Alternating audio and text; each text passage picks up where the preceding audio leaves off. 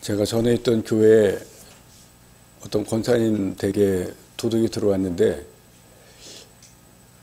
다른 거는 안 가져가고 보석하고 그리고 금덩이를 가지고 도망을 갔답니다.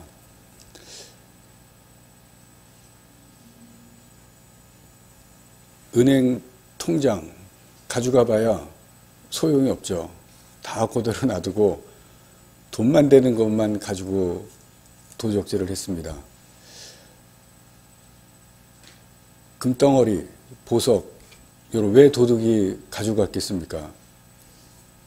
값어치가 있는 거기 때문에 그렇습니다. 여자분들이, 젊은 사람들이 명품 가방을 왜 좋아합니까? 값비싼 것, 값어치가 있는 것이기 때문에 그렇습니다. 사람들은 값이 나가는 것을 귀하게 여기고 좋아합니다. 그러나 값나가고 비싼 것이라고 해서 언제나 항상 좋은 것은 아닙니다. 비싼 것보다 더 귀한 것은 가치 있는 것입니다. 가치 있는 것이 더 귀하고 소중합니다. 그런데 가치 있는 것도 그것을 알아보는 사람에게만 가치가 있습니다. 골동품가게에 진귀한 것이 있다고 할지라도 그것을 사람들이 알아보지 못하면 그냥 골동품에 불과합니다. 그러나 그것을 알아보는 사람이 있다 그러면 그 사람에게는 가치 있는 것입니다. 아무리 가치 있는 것이 있어도 알아보는 사람에게는 가치 있는 것이고 알아보는 사람에게만 그것이 소중한 것입니다. 다윗이 유다 왕이 되고 나서 7년 만에 이스라엘의 통일왕국의 왕이 되었습니다. 그리고 예루살렘을 수도로 삼고 나라를 정비합니다. 이제 나라가 안정이 되었습니다. 그리고 나서 다윗이 첫 번째 한 것이 무엇이냐면 오늘 본문에 우리가 사무엘하 6장에서 보는 것처럼 하나님의 언약궤를 예루살렘으로 옮기는 일입니다. 2절에 보시면 바알레 유다의 언약궤가 있었다고 말합니다. 이 바알레 유다라고 하는 것은 구약 성경에 보시면 또 다른 이름이 나옵니다. 기럇 여아림이라고 하는 곳과 동일한 곳입니다. 정확히 말하면 기럇 여아림에 있는 아비나답의 집에 있었습니다. 3절에 보시면 아비나답의 집에서 언약궤가 나왔다고 기록되어 있습니다. 이 두 장소가 같다는 것을 우리가 볼 수가 있습니다.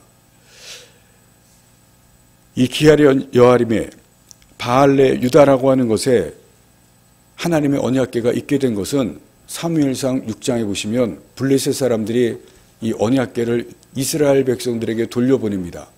그때 이스라엘 백성들 장소에 있었던 곳이 바로 기럇 여아림입니다. 그렇기 때문에 그곳에 하나님의 언약궤가 블레셋에서 돌아온 채로 그대로 있습니다. 그런데 이스라엘 사람들이 언약궤가 돌아온 채로 그대로 방치를 해둡니다. 거의 70년 동안 언약궤가 방치됩니다. 그 언약궤를 다윗이 이제 예루살렘으로 모셔오려고 합니다. 우리가 여기에서 다윗의 마음을 볼 수가 있습니다. 한 나라의 왕이 되고 나서 나라가 안정이 되면 보통 일반적으로 왕들이 하는 것이 있습니다. 자기가 나라를 이렇게 안정시키고 나라를 올바로 다스려 놓은 것에 대해서 자기의 업적을 세운 것을 사람들에게 알리거나 아니면 또 다른 일들을 벌리거나 아니면 나라가 안정되었기 때문에 왕들이 방탕하게 되는 그러한 일들이 많이 있습니다. 혹시 선한 왕이 나라를 안정시켰다고 하면 이제부터 나라를 어떻게 잘 다스려 나갈 것인가, 백성들을 잘 다스려 나갈 것인가 고민하게 됩니다. 그런데 다윗은 달랐습니다. 다윗은 나라가 안정되고 나서 가장 먼저 한 것이 하나님을 생각하는 것을 우리가 볼 수가 있습니다. 하나님을 생각하기 때문에 70년 동안 방치된 언약궤를 예루살렘으로 옮겨오기로 결심하고 실행을 합니다. 언약궤에 대해서 2절에 이렇게 설명하는 것을 볼 수가 있습니다. 2절 하반절 말씀을 읽습니다. 그 궤는 그룹들 사이에 좌정하신 만군의 여호와의 이름으로 불리는 것이라. 언약궤 겉뚜껑에 보시면 그 언약궤에는 여기 그룹이라고 되어 있는데 그룹은 천사를 말합니다. 두 천사가 양날개를 활짝 펴고 언약궤 위에 언약궤를 덮습니다. 무슨 뜻이냐면 그 두 날개 사이에 하나님께서 계시다고 하는 것을 상징합니다. 2절 하반절에 보시면 그룹들 사이에 좌정하신 이라는 뜻이 있습니다. 하나님께서 그룹들 사이에 계시다고 하시는, 거기에 임재하고 계시다고 하는 것을 뜻합니다. 그래서 언약궤는 하나님이 계신 곳이라고 하는 것을 상징합니다. 다윗이 여기서 이 언약궤를 예루살렘으로 모시고 오는 이유가 분명하게 나타나는 것을 우리가 알 수가 있습니다. 하나님이 계신 언약궤, 하나님이 여기에 있는 그 언약궤를 이스라엘의 수도인 예루살렘으로 모시고 온다는 것은 나라의 중심에 하나님을 두겠다는 것입니다. 이스라엘 백성이 있는 그 중심에 하나님이 계신 언약궤, 하나님을 모시고 오겠다고 하는 그것을 우리가 볼 수가 있습니다. 다윗의 마음입니다. 이제부터 나라가 안정되었기 때문에 하나님을 나라의 중심에, 이스라엘 백성 중심에 모시겠다. 귀한 마음을 우리가 여기에서 봅니다. 그래서 전국에서 3만 명의 군사를 뽑고 그리고 수레를 준비하고 언약궤가 있는 곳으로 갑니다. 그리고 언약궤를 수레에 싣고 온갖 악기를 연주하면서 즐겁고 기쁘게 언약궤를 모시고 옵니다. 그런데 언약궤를 끌고 가던 소가 갑자기 펄쩍 뜁니다. 그리고 이 언약궤가 넘어질 위기에 처하자 언약궤를 끌고 가던 이 수레를 담당했던 웃사라고 하는 사람이 그 언약궤를 붙잡습니다. 하나님의 언약궤가 넘어지려고 하니까 언약궤를 붙잡는데 그 자리에서 이 웃사라고 하는 사람이 즉사하고 맙니다. 그러자 다윗이 두려워집니다. 9절 말씀을 봅니다. 다윗이 그날에 여호와를 두려워하여 이르되 하나님의 언약궤가 여호와의 궤가 어찌 내게로 오리오.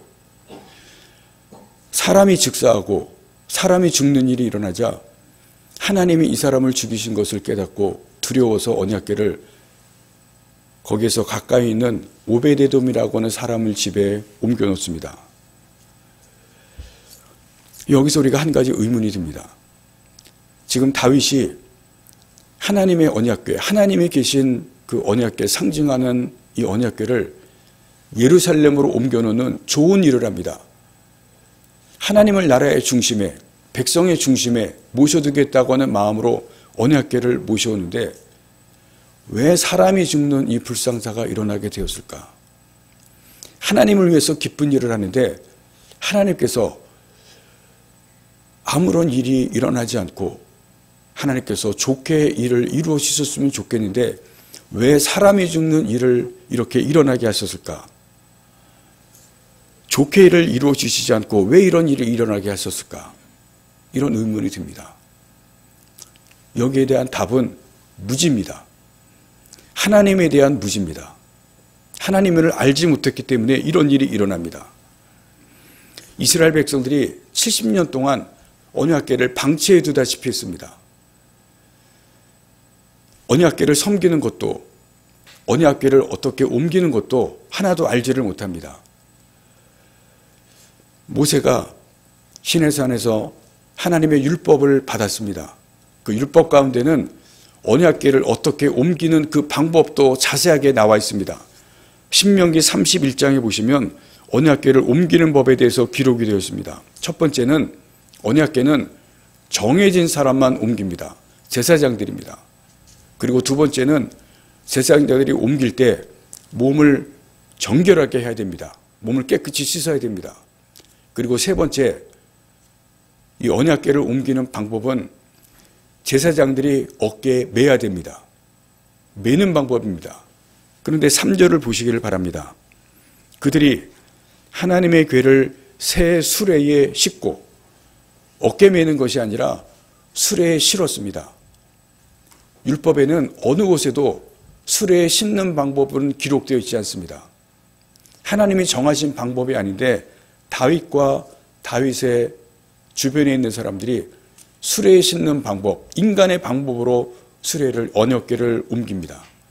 하나님이 정하신 방법이 아니었기 때문에 하나님께서 하나님의 방법이 아닌 것을 통해서 옮기는 그 중에 사람이 하나님의 언약궤를 만진 것으로 인해서 그 자리에서 하나님께서 죽이신 것을 봅니다. 우리가 여기서 성경이 가르쳐주는 아주 중요한 한 가지를 봅니다. 하나님께서 이렇게 운반하는 방법을 정하신 이유가 있습니다. 하나님의 언약궤는 거룩하기 때문에 그렇습니다. 하나님께서 계시는 곳이고 하나님께서 그곳에 있다는 것을 상징적으로 보여줍니다. 거룩합니다. 그래서 언약궤가 있는 곳은 거룩함과 동시에 존귀한 것을 사람들에게 가르쳐줍니다. 귀하다는 것 앞에 존이라는 단어가 있습니다. 최고입니다. 최고로 귀하다는 것을 사람들에게 하나님께서 알려줍니다. 하나님께서 함께 하시는 것은 귀한 것 중에 가장 귀하다는 것입니다. 가장 가치 있는 것으로 여겨야 됩니다. 하나님은 가장 귀한 분이고 귀한 것 중에 가장 귀하다는 것을 사람들에게 알려주십니다. 가장 가치 있는 것으로 알라는 것입니다. 그것을 오늘 본문에서 가르쳐줍니다. 하나님의 정한 방법으로 가장 존귀하게 여기고 가장 거룩하게 여기라. 그런데 그렇게 하지 않습니다.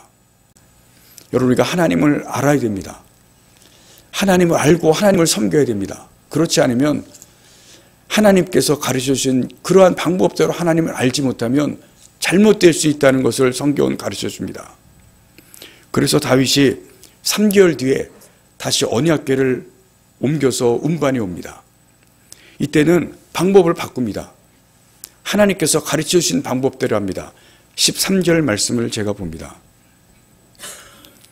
여호와의 궤를 맨 사람들이 6걸음을 가매 다윗이 소와 살찐 송아지로 제사를 드리고, 앞부분에 보시면 궤를 맨 사람들이 궤를 메었다고 기록되어 있습니다. 처음에는 수레를 끌었지만 이번에는 율법대로 사람들이 궤를 메고 여호와의 궤를 옮깁니다. 방법을 바꿉니다. 하나님의 정하신 방법대로 합니다. 그런데 13절 말씀에 특이한 것이 나옵니다. 궤를 맨 사람들이 6걸음을 걷고 하나님 앞에 제사를 드립니다.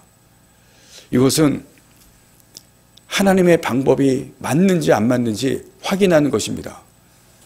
지난번에 하나님의 궤를 옮기던 사람들이 즉사했는데 이번에는 궤를 메고 6걸음을 걷고 그 다음에 멈춥니다. 사고가 나는지 어떻게 잘못되는지 확인하는 것입니다. 그런데 6걸음을 걷자 아무 일도 일어나지 않습니다. 하나님의 방법이 맞구나. 제대로 가는구나. 그리고 6걸음을 걷고 하나님 앞에 제사를 드립니다. 감사의 제사고 기쁨의 제사입니다. 그리고 다시 사람들이 언약궤를 맨 채로 예루살렘으로 계속해서 운반을 합니다. 여기에서 우리가 다시 한번 다윗의 마음을 볼 수가 있습니다. 자기 방법이 틀리자 하나님의 방법대로 수정하고 바꿉니다. 하나님께서 하라고 하는 대로 바꾸는 이 다윗의 마음이 여기에서 우리가 볼 수가 있습니다. 하나님께서 아니라고 하실 때 잘못을 바꾸고 하나님께 맞추는 것입니다. 여러분, 다윗이 왜 이렇게 하겠습니까? 다윗이 하는 이 모습을 우리가 봐야 됩니다. 다윗의 마음이 자기 중심이 아니라 하나님의 중심이기 때문에 그렇습니다. 다윗이 모든 것을 하나님께 초점을 맞추고 있습니다. 고집을 피우는 것이 아니라, 내 주장을 하는 것이 아니라 하나님께 맞추고 있기 때문에 하나님께서 바꾸라고 하시는 그 방법대로 바꾸는 것을 보여줍니다. 하나님에 대해서 압니다. 하나님께서 알게 하신 것을 보고 그 다음에는 바꿉니다. 여러분, 사람들은 내 중심이 되고 나에게 초점이 맞춰져 있으면 다른 사람이 아무리 말해도 듣지 않습니다. 바꾸지 않습니다. 끝까지 자기 주장을 합니다. 지금 우리 사회에서 보여지는 모습이 다 그것입니다. 여러분, 우리 사회가 왜 지금 갈등하고 분열하고 싸웁니까? 자기 주장을 굽히지 않기 때문에 그렇습니다. 다 내가 옳다는 것입니다. 그런데 다윗은 하나님이 중심입니다. 그래서 하나님께서 가르쳐 주시는 대로 바꿉니다. 하나님께 초점이 맞춰져 있습니다. 여러분, 가정에서 왜 싸움이 일어납니까? 부모와 자녀 사이에, 부부 사이에 왜 싸움이 일어납니까? 내 주장이 있고 내 중심이기 때문에 그렇습니다. 상대 의견을 듣지 않습니다. 그런데 초점을 상대에게 맞추면 싸우지 않습니다. 상대 의견을 들으면 다툼이 일어나지 않습니다. 중심이 내가 아니기 때문에 상대에게 중심이 있으면 싸움이 있지 않습니다. 다윗은 중심이 하나님께 있었습니다. 그래서 하나님께 초점을 맞춥니다. 하나님께서 바꿔주신 방법대로, 하나님께서 주신 방법대로 맞춰 나갑니다. 여러분, 성경 읽으시죠? 많은 분들이 통독을 합니다. 여러분, 왜 성경을 읽습니까? 하나님의 중심대로 살겠다는 것입니다. 성경 읽으시면서 여러분, 그 말씀 가운데서 내게 주시는 것, 하나님의 말씀에 초점을 맞춰서 사시기 위해서 성경을 읽는 것입니다. 매일매일 정해진 분량, 거기에 맞춰서 읽기에 급급한 것이 아니라 여러분, 성경을 읽으시면서 그 말씀에서 내게 주시는 것, 초점을 맞추시면서 살아가시기 위해서 성경을 읽으셔야 됩니다. 하나님 중심대로 살기 위해서 성경을 읽으셔야 됩니다. 여러분, 오늘 말씀 여러분 들으시면서 말씀 가운데서 내 중심으로 말씀을 들으신 것이 아니라 하나님께서 내게 무슨 말씀을 주시는지, 내가 어디에 초점을 맞춰야 되는지 그것을 여러분 생각하시면서 말씀을 들으시고 성경을 읽으시기를 바랍니다. 다윗이 하나님의 방법을 확신하자 그 다음에 하는 것이 있습니다. 14절 말씀을 보시기 바랍니다. 다윗이 여호와 앞에서 힘을 다하여 춤을 추는데 그때 다윗이 배 에봇을 입었더라. 춤을 춥니다. 그리고 16절에 보시면 다윗이 춤을 추는데 힘을 다해서 춤을 춥니다. 그냥 기뻐서 그냥 형식적으로 춤을 추는 것이 아니라 온 힘을 다해서 춤을 춥니다. 예루살렘으로 들어올 때 기뻐서 뛰놀면서 춤을 추었다고 말합니다. 그리고 19절에 보시면 모든 백성과 함께 기쁨을 나눕니다. 자기 혼자만 아니라 온 백성과 같이 기쁨을 나눕니다. 19절 말씀을 읽습니다. 모든 백성 곧 온 이스라엘 무리에게 남녀를 막론하고 떡 한 개와 고기 한 조각과 건포도 떡 한 덩이씩 나누어 주매 모든 백성이 각기 집으로 돌아가니라. 남녀 모든 백성에게 떡 한 개, 고기 한 조각, 건포도 떡 한 덩이씩 나누어 줬다. 여러분, 지금은 별거 아니죠. 그러나 이때는 먹는 것이 아주 귀했습니다. 고기 한 덩이, 떡 한 덩이, 건포도 떡 한 덩이. 여러분, 이 당시에는 이 한 덩이, 하나하나가 굉장히 귀한 것입니다. 모든 백성에게 다 주었습니다. 지금은 우리나라에서는 별로 잘 못 느끼겠지만 여러분, 우리나라보다 잘못 사는 사람, 잘못 나라가 굉장히 많습니다. 여러분, 그런 나라에 한번 가보시면은 우리나라가 얼마나 잘 사는지 알 겁니다. 하도 잘 살아서 먹방이 유행이죠. 유튜브에 보시면은 앞에 엄청나게 쌓아놓고 다 먹습니다.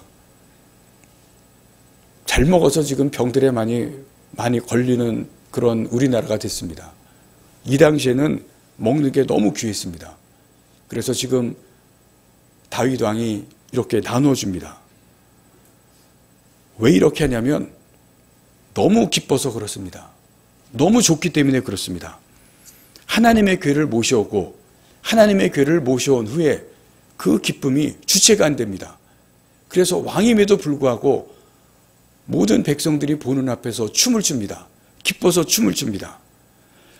왜 다윗이 이렇게 기뻐합니까? 여러분, 이것을 아셔야 됩니다. 왜 다윗이 이렇게 기뻐합니까? 하나님이 계시는 하나님이 계시는 그 언약궤를 나라의 중심에, 백성들의 중심에 모셔오는 것 때문에 기뻐합니다. 그리고 그것은 자기 삶의 중심에, 자기 마음의 중심에 하나님을 모시는 것과 같습니다. 하나님의 언약궤, 하나님을 상징합니다.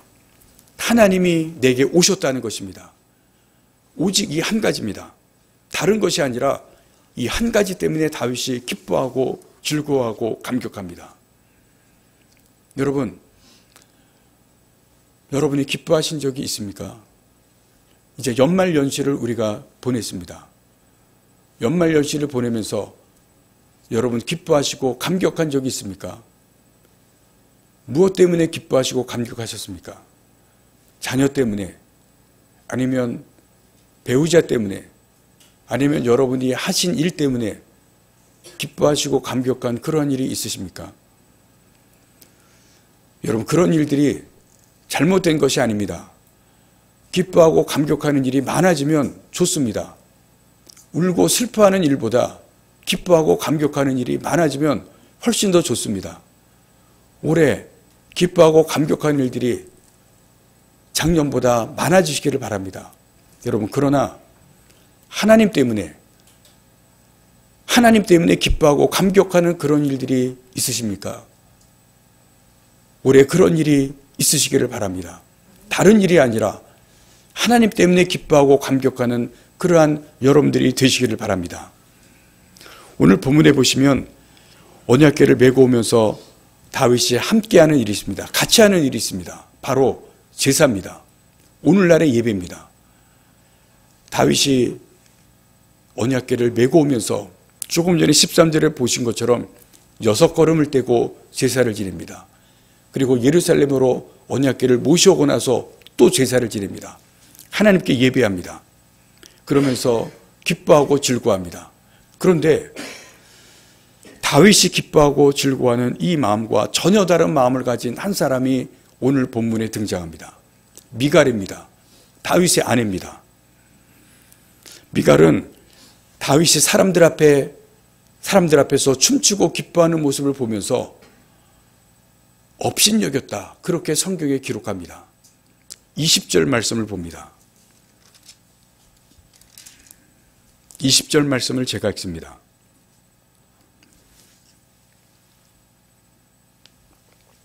다윗이 자기의 가족에게 축복하러 돌아오매 사울의 딸 미갈이 나와서 다윗을 맞으며 이르되 이스라엘 왕이 오늘 어떻게 영화로우신지 방탕한 자가 염치 없이 자기의 몸을 드러내는 것처럼 오늘 그의 신복의 계집종의 눈앞에서 몸을 드러내셨도다. 미갈이 예루살렘으로 이제 언약궤가 들어올 때 다윗이 춤추는 것을 자기의 창문을 열고 봤습니다. 다윗이 입은 것은 왕복을 벗고 다른 옷을 입었습니다. 얇은 베옷을 입었다고 기록을 했습니다.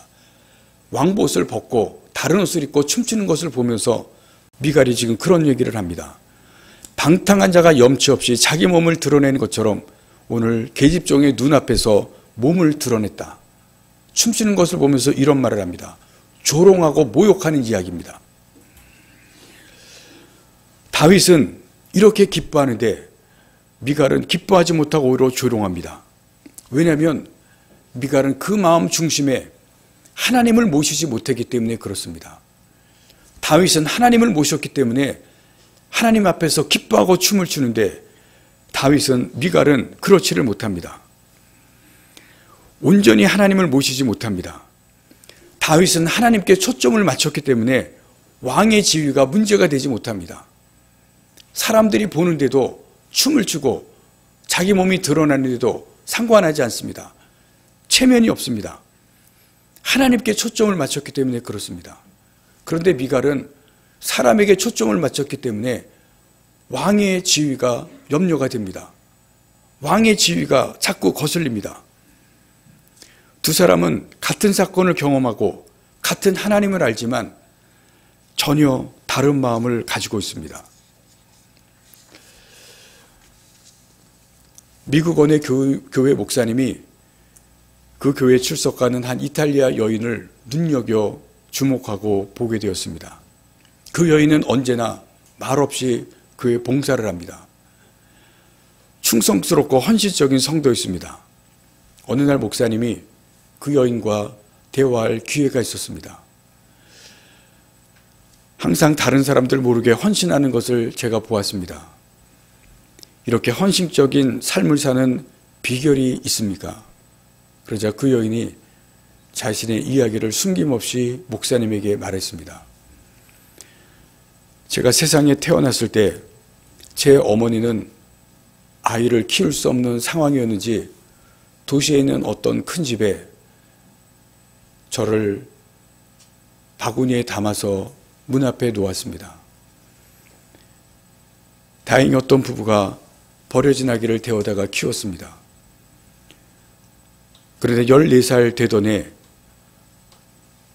그 아버지가 술을 먹고 저를 때리기 시작했습니다.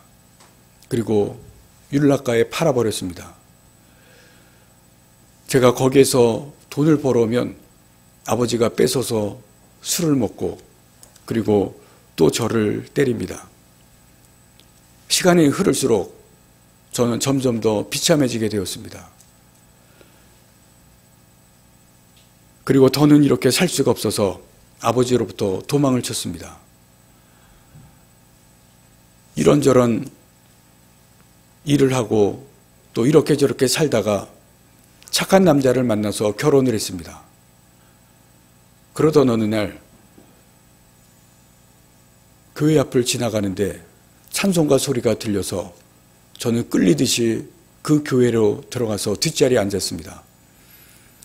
나 주를 멀리 떠났다 이제 옵니다. 찬송가 소리를 듣고 뒤에 앉았는데 앞에 계시는 분이 예수님에 관해서 이야기를 했습니다. 말씀을 듣고 있는데 늘 불안과 죄의식에 힘들었던 제 짐이 예수님이라면 덜어줄 것 같다는 생각이 들었습니다. 앞에 있는 분이 마음에 예수님을 모시겠냐고 이야기를 했을 때 저는 과감하게 결단을 했습니다. 그리고 예수님을 제 마음에 모시고 그날부터 저는 완전히 다른 삶을 살기 시작했습니다. 제 마음에 기쁨이 찾아오고 저는 기쁜 삶이 시작이 되었습니다. 그래서 제 소중한 것을 예수님께 드리며 살고 있습니다. 또 다른 이야기입니다. 어느 집사님이 자기 옆에 새로운 가정이 이사가 왔습니다. 그리고 그 집에 할머니 한 분이 있는 것을 알았는데 이 할머니가 아주 인정이 많았습니다. 고추장, 된장, 또 고구마 사람들에게 항상 나누어 주었습니다. 이 할머니가 아직 예수님을 알지 못한 것을 알고 그리고 전도하기로 이 집사님이 결심을 했습니다. 그리고 어느 날 할머니가 혼자 있는 것을 알고 옥수수를 삶아서 할머니에게 찾아갔습니다. 그리고 이런저런 얘기를 하다가 기회를 보고 할머니에게 전도를 하려고 하다가 이제 드디어 할머니에게 복음을 전하기로 기회를 살피다가 이야기를 시작했습니다. 그리고 복음을 전했습니다. 다 듣고 있던 할머니가 집사님에게 정색을 하면서 이렇게 얘기를 합니다. 나는 절대로 교회를 나가지를 않습니다. 내 며느리가 철저한 예수쟁이에요. 그런데 얼마나 화를 잘 내는지 온통 자기밖에 모릅니다. 교회 다닌다는 것이 그런 거라면 저는 교회 나가지 않습니다. 한 여인은 예수님을 마음에 온전히 모심으로 삶이 완전히 바뀌었습니다. 기쁘게 삽니다. 그런데 다른 여인, 며느리는 예수님을 믿는다고 하면서도 그 마음에 예수님을 온전히 모시지 못했습니다. 마치 다윗과 미구알과 같습니다.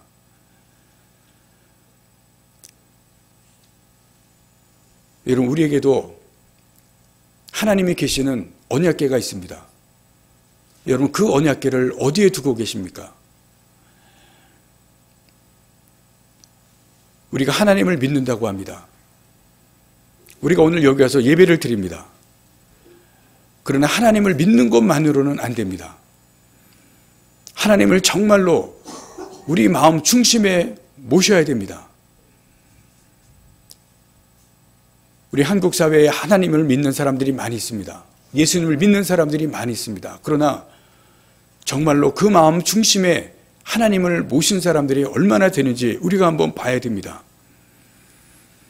여러분, 미갈도 하나님을 믿는 사람입니다. 그러나 그 중심에는 하나님이 없습니다. 조금 전에 말씀드린 며느리도 예수님을 믿는 사람입니다. 그러나 그 중심에는 예수님이 없습니다.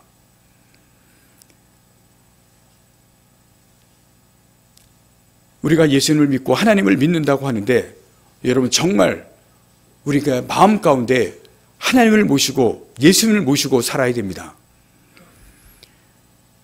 여러분, 이 시대에는 우리 사회를 보시면 사람들이 마음 중심에 가지고 있는 것이 있습니다. 또 가지려고 하는 것이 있습니다. 돈입니다. 돈을 최고로 하고 살아가는 것이 이 시대 사람들입니다. 가장 귀하게 여기고 최고의 가치로 여기고 살고 있습니다. 돈이 마음 중심에 있습니다. 여러분, 그런데 행복하지 못합니다. 여러분, 사람들을 보십시오. 사람들이 돈이 마음에 있지만 행복하지 못하다는 것을 증명하고 있습니다. 돈이 없으면 불안해하고, 사람들을 보시면 돈이 없으면 살지 못할 것 같이 그렇게 우리들에게 보여줍니다. 그런데 그 모습이 우리들도 마찬가지입니다. 그러나 하나님을 정말로 마음 중심에 모시고 살면 달라집니다. 하나님께서 책임을 질 것입니다. 여러분, 우리가 그렇게 살아보시기를 바랍니다. 지금까지 그렇게 살지 못했다면 이제부터 그렇게 사실 수 있기를 바랍니다. 다윗과 같이 마음 중심에 하나님을 모시고 살아보시기를 바랍니다. 다윗은 하나님께서 책임져 주셨습니다. 여러분도 하나님께서 분명히 책임지실 것입니다. 오늘 다윗을 통해서 우리에게 분명히 말씀하십니다. 하나님을 진정으로 마음 중심에 모시고 살아가시는 하나님의 귀한 사람들 되시기를 간절히 바랍니다. 2020년의 시작입니다. 이제부터 다윗과 같이 하나님을 진정으로 마음 중심에 살아서 다윗의 모습이 우리의 모습이 되기를 간절히 바랍니다. 기도하시겠습니다.